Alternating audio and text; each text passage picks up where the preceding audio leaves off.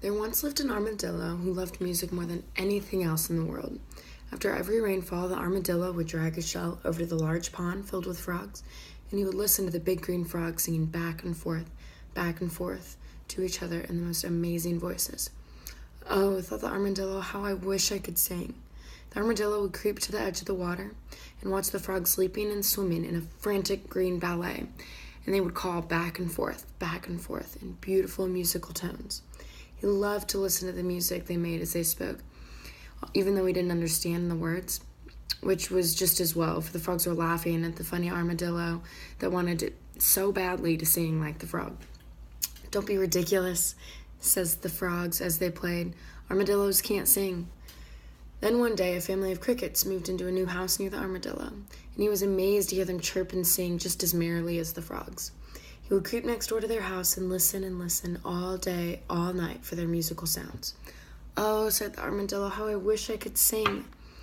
But the armadillo could not understand their language, so he just sighed with longing and listened to their beautiful voices laughing at him. Then one day, a man came down the road carrying a cage full of canaries. They were chirping and flittering and singing songs that were even more beautiful than the frogs and the crickets.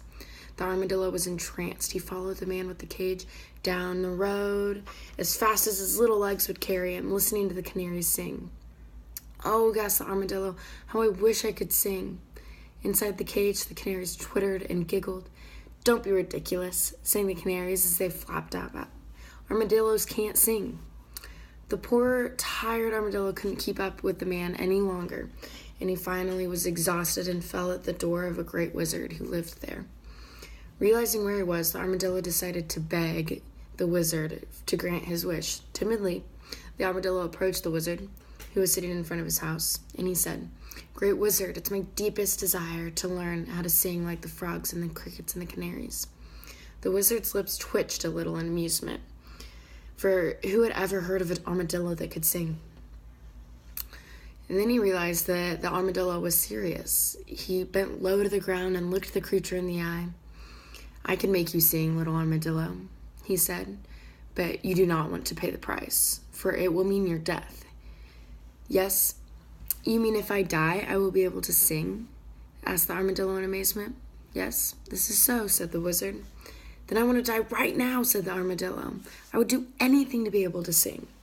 The wizard and the armadillo discussed this matter for many hours, for the wizard was reluctant to take the life of such a fine armadillo. But the creature insisted, and so the wizard finally killed the armadillo, and he made a wonderful musical instrument from his shell, and he gave it to the finest musician in the town to play.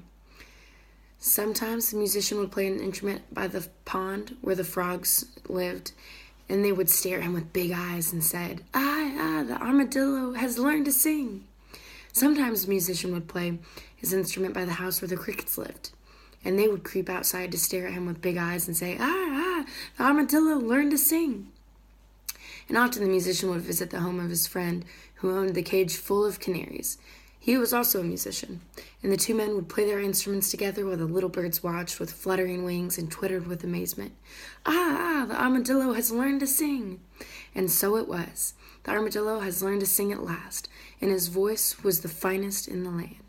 But like the very best musicians in the world, the armadillo sacrificed his life for his art. The end.